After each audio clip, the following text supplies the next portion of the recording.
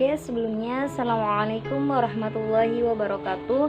Perkenalkan, nama saya Siti Nurhalimah. Saya dari kelas C, yang mana saya di sini sebagai moderator dari kelompok 4 yang beranggota Siti Nurhalimah dengan saya sendiri, kemudian Qudsyatul Khaliswa, dan yang ketiga yaitu Fatona. Nah, dari kelompok 7 ini kami akan mempresentasikan materi tentang inovasi tenaga pendidik, yang mana materi pertama akan disampaikan oleh saya, dan yang kedua nanti oleh Qudsyatul Khaliswa, dan yang ketiga yaitu Fatona. Mari langsung saja ke materi pertama yang akan disampaikan oleh saya ya. Yang pertama yaitu kualifikasi dan standar kompetensi guru. Nah, apa sih yang dimaksud kualifikasi dalam Kamus Besar Bahasa Indonesia? Nah, kualifikasi adalah keahlian yang diperlukan untuk melakukan suatu, menduduki jabatan, dan sebagainya. Sehingga kualifikasi guru dapat diartikan sebagai keahlian atau hal-hal yang dipersyaratkan, yang diperlukan seorang guru untuk bisa menjadi seorang guru. Jadi ketika kita ingin menjadi seorang guru, kita harus melalui kualifikasi atau persyaratan-persyaratan tertentu sehingga kita bisa menjadi guru. Nah, menurut Peraturan Menteri Pendidikan Nasional Nomor 16 Tahun 2007 tentang standar kualifikasi akademik dan kompetensi guru, yaitu terdiri dari dua. Nah, dua di sini yaitu yang pertama kualifikasi akademik guru melalui pendidikan formal, dan yang kedua ada kualifikasi akademik guru melalui uji kelayakan dan kesetaraan. Jadi di sini ya, kualifikasi akademik melalui pendidikan formal itu misalkan kita kuliah kan dari SD dulu, kemudian SMP, terus SMA, kemudian kuliah. Nah, dengan kuliah itu juga kita kan bisa menjadi seorang guru yang kita inginkan. Ya, guru sesuai yang kalian inginkan gitu kan ya. Mau matematika, mau agama, mau apa. Nah, sedangkan yang kualifikasi akademik guru melalui uji kelayakan dan kesetaraan, artinya ini ketika ada seorang yang memiliki kelayakan atau kesetaraan ya, jadi diuji tuh, meskipun mereka tidak memiliki pendidikan formal, tapi di situ ada tes kelayakan dan kesetaraan, apakah yang ingin menjadi seorang guru ini layak atau tidak. Tapi biasanya itu diberikan wewenang kepada suatu lembaga tertentu gitu ya, yang bisa dijamin gitu kelayakannya untuk menjadi seorang guru, seperti itu. Nah, kita lanjut ke kualifikasi akademik guru melalui pendidikan formal ya. Nah, di sini ada berbagai macamnya ya, ada kualifikasi guru PAUD, terus guru SD, SMP, SMA, SMK, SDLB, dan lain sebagainya. Nah, jadi ini macam-macam kualifikasi ya untuk menjadi seorang guru di berbagai tingkatan ya. Terus kemudian lanjut ke kualifikasi akademik guru melalui uji kelayakan dan kesetaraan. Nah, kualifikasi akademik yang dipersyaratkan untuk dapat meningkat sebagai guru dalam bidang-bidang khusus yang sangat diperlukan, tetapi belum dikembangkan di perguruan tinggi, dapat diperoleh melalui uji kelayakan dan kesetaraan tadi yang sudah saya jelaskan ya sebelumnya. Kan ada dua, uji kelayakan dan kesetaraan bagi seorang yang memiliki keahlian tanpa ijazah ya, dilakukan oleh perguruan tinggi yang diberikan wewenang untuk melaksanakan. Jadi hanya bagi perguruan tinggi yang diberikan kewenangan dan dijamin keahliannya itu untuk melaksanakan uji kelayakan dan kesetaraan. Nah, kita lanjut ke kompetensi guru. Kompetensi guru adalah kemampuan atau keahlian yang harus dimiliki guru untuk melaksanakan tugas dan peranan sebagai guru dengan sikap dan perbuatan yang penuh tanggung jawab. Nah, standar kompetensi guru di sini mencakup 4 ya standarnya nih kita menjadi guru. Yang pertama yaitu kompetensi pedagogik, yang mana artinya kemampuan atau keterampilan guru yang bisa mengelola suatu proses pembelajaran atau interaksi belajar mengajar dengan peserta didik, seperti itu. Kemudian lanjut ke yang kedua, kompetensi kepribadian. Jadi seorang guru di sini ya harus memiliki karakter atau mencerminkan atau memiliki kepribadian yang eh, super sabar, disiplin, jujur, rendah hati, berakhlak mulia, dan bertindak sesuai norma ya atau hukum. Tuh. Jadi harus memiliki pribadi yang baik jadi seorang guru. Kemudian yang ketiga, kompetensi sosial. Di sini guru harus memiliki kompetensi sosial yang mana yaitu keterampilan seorang guru ya bersosialisasi atau berinteraksi kepada masyarakat, yang utamanya lebih ke peserta didik ya, terus kemudian sesama guru, tenaga pendidik, kemudian juga kepada orang tua siswa. Jadi ya seperti itu. Kemudian yang keempat, kompetensi profesional.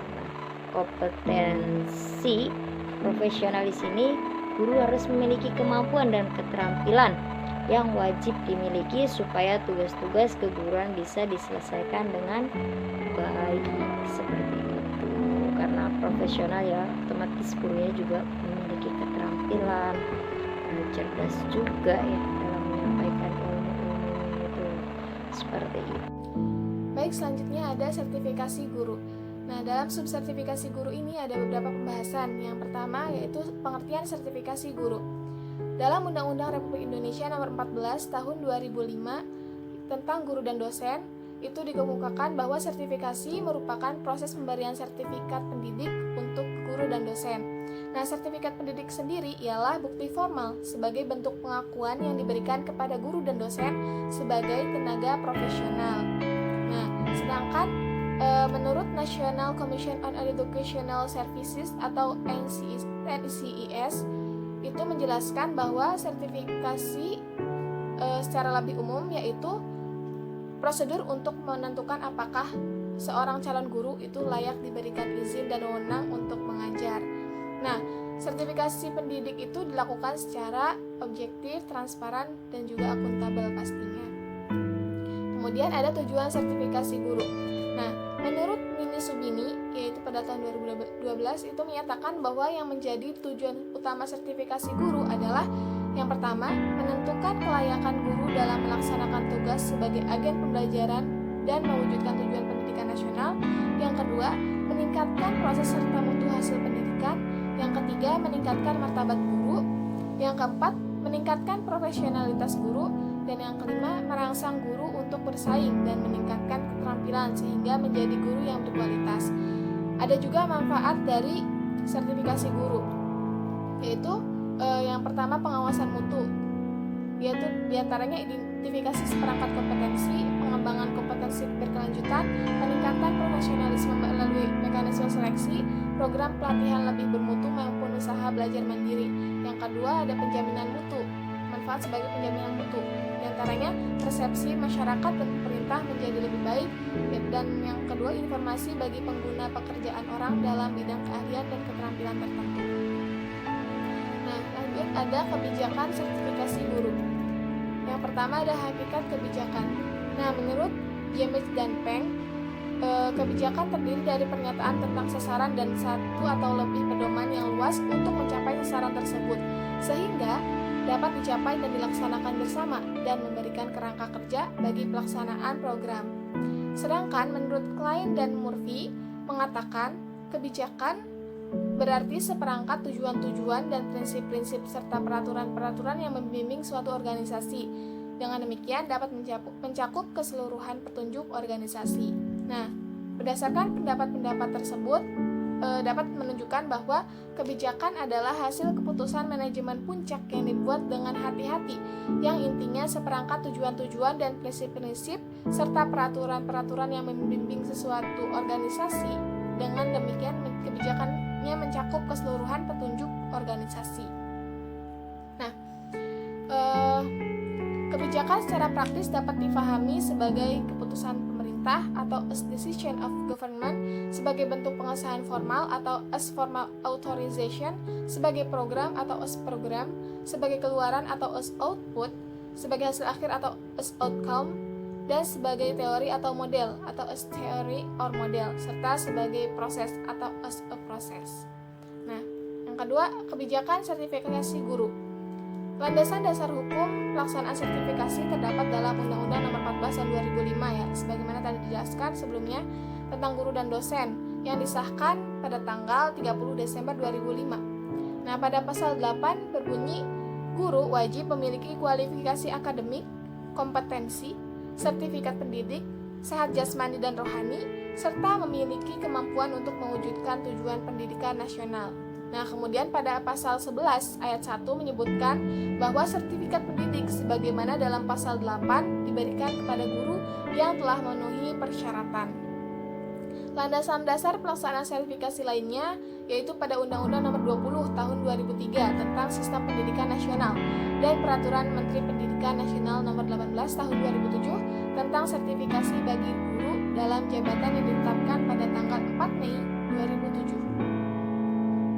Nah, adapun pelaksanaan sertifikasi guru merujuk pada Undang-Undang Guru dan Dosen pada pasal 11 ayat 2 dinyatakan bahwa sertifikasi pendidik diselenggarakan oleh perguruan tinggi yang memiliki program pengadaan tenaga kependidikan yang terakreditasi dan ditetapkan oleh pemerintah. Dengan demikian, sertifikasi guru diselenggarakan oleh Lembaga Pendidikan Tenaga Kependidikan atau LPTK yang terakreditasi. Selanjutnya yaitu materi tentang pengembangan profesionalisme berkelanjutan. Pengertian profesional guru.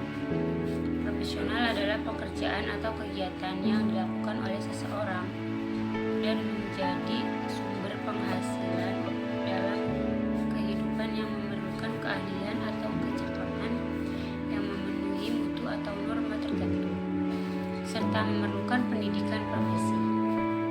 Guru profesional adalah guru yang memiliki kompetensi yang dipersyaratkan untuk melakukan tugas pendidikan dan pembelajaran. Di dalam dunia pendidikan, guru adalah seorang pendidik, pembimbing, pelatih, dan pengembang kurikulum yang dapat menciptakan kondisi dan suasana belajar dan kondusif, yaitu suasana belajar yang menyenangkan, menarik, memberi rasa aman, memberikan ruang pada siswa untuk berpikir aktif, kreatif, dan inovatif dalam mengekspresi dan mengkolaborasikan kemampuannya. Selanjutnya yaitu jenis pendidikan profesi guru. Jenis pendidikan profesi guru ini dibagi menjadi dua. Yang pertama, pendidikan prajabatan atau pre-service education. Yang kedua, pendidikan dalam jabatan atau in-service education. Yang pertama, pendidikan prajabatan atau pre-service education adalah program pendidikan profesi guru bagi lulusan S1 kependidikan atau S1 atau D4 non-kependidikan yang tidak memiliki syarat mengajar. Artinya, jika saat ini ada orang yang baru saja lulus dari universitas dan belum mengajar, maka bisa mengikuti program ini. Pendidikan prajabatan dilakukan di Lembaga Pendidikan Tenaga Kependidikan atau LPTK yang ditunjuk oleh Kementerian Pendidikan dan Kebudayaan. Dengan demikian, orang yang mengikuti program ini bisa memilih LPTK yang dekat dengan tempat tinggal. Dengan syarat LPTK tersebut membuka program studi yang linier dengan tujuan orang tersebut. Yang kedua yaitu pendidikan dalam jabatan atau in-service education. Pendidikan dalam jabatan atau in-service education ini adalah program pendidikan profesi guru bagi lulusan S1 kependidikan atau S1 atau D4 non-kependidikan yang sudah mengajar pada satuan unit pendidikan. Satuan unit pendidikan tertentu disertai kesepakatan atau perjanjian kerja. Pendidikan dalam jabatan ini bisa diikuti PNS maupun non-PNS. Misalnya, jika seorang guru sudah mengajar selama 6 tahun di suatu sekolah, maka untuk mengurus sertifikasi bisa melalui PPG dalam jabatan ini. pendidikan dalam jabatan dilaksanakan di lembaga pendidikan tenaga kependidikan yang ditunjuk oleh Kementerian Pendidikan dan Kebudayaan. Saat ini terdapat 61 perguruan tinggi dan 37 bidang studi. Selanjutnya yaitu kegiatan pengembangan profesi guru. Nah, setiap guru wajib melakukan berbagai kegiatan dalam melaksanakan tugas dan tanggung jawabnya. Lingkup kegiatan guru tersebut meliputi yang pertama mengikuti pendidikan, yang kedua menangani proses pembelajaran, yang ketiga melakukan kegiatan pengembangan profesi, dan yang keempat melakukan kegiatan penunjangan.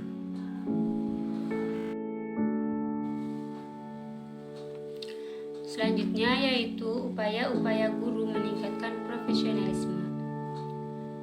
Apa sih upaya-upaya guru yang harus dilakukan agar bisa meningkatkan profesionalismenya? Yang pertama, upaya membangun hubungan kesejawatan yang baik dan luas. Dapat dilakukan guru dengan membina jaringan kerja atau networking. Guru harus berusaha mengetahui apa yang telah dilakukan oleh sejawatnya yang sukses, sehingga bisa belajar untuk mencapai sukses yang sama atau bahkan bisa lebih baik lagi. Melalui networking inilah guru memperoleh akses terhadap inovasi-inovasi di bidang profesinya. Jaringan kerja guru bisa dimulai dengan skala sempit, misalnya mengadakan pertemuan informal, kekeluargaan dengan sama teman, sambil berolahraga, silaturahmi, atau melakukan kegiatan sosial lainnya. Pada kesempatan seperti ini, guru bisa memperbincangkan secara leluasa kisah suksesnya atau sukses rekannya sehingga bisa dapat mengambil pelajaran lewat obrolan yang santai. Bisa juga dibina melalui jaringan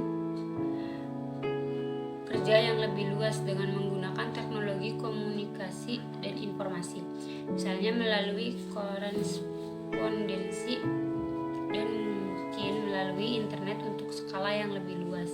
Apabila korespondensi atau penggunaan internet ini dapat dilakukan secara intensif, akan dapat diperoleh kiat-kiat menjalankan profesi dari sejawat guru di seluruh dunia. Pada dasarnya, networking kerja ini dapat dibangun sesuai situasi dan kondisi serta budaya setempat. Selanjutnya, upaya membangun etos kerja atau budaya kerja yang mengutamakan pelayanan bermutu tinggi kepada konstituen merupakan suatu keharusan di zaman sekarang. Semua bidang dituntut untuk memberikan pelayanan prima. Guru pun harus memberikan pelayanan prima kepada konstituennya, yaitu siswa, orang tua, dan sekolah sebagai stakeholder. Terlebih lagi, pelayanan pendidikan adalah termasuk pelayanan publik yang didanai, diadakan, dikontrol oleh dan untuk kepentingan publik. Oleh karena itu, guru harus mempertanggungjawabkan pelaksanaan tugasnya kepada publik. Satu hal lagi yang dapat diupayakan untuk peningkatan profesionalisme guru adalah melalui adopsi inovasi atau pengembangan kreativitas dalam pemanfaatan teknologi pendidikan yang mendayagunakan teknologi komunikasi dan informasi mutakhir. Guru dapat memanfaatkan media dan ide-ide baru di bidang teknologi pendidikan seperti media presentasi, komputer, dan juga pendekatan-pendekatan baru di bidang teknologi pendidikan lainnya. Upaya guru untuk meningkatkan profesionalismenya tersebut pada akhirnya memerlukan adanya dukungan dari semua pihak yang terkait agar benar-benar terwujud. Pihak-pihak yang harus memberikan dukungannya tersebut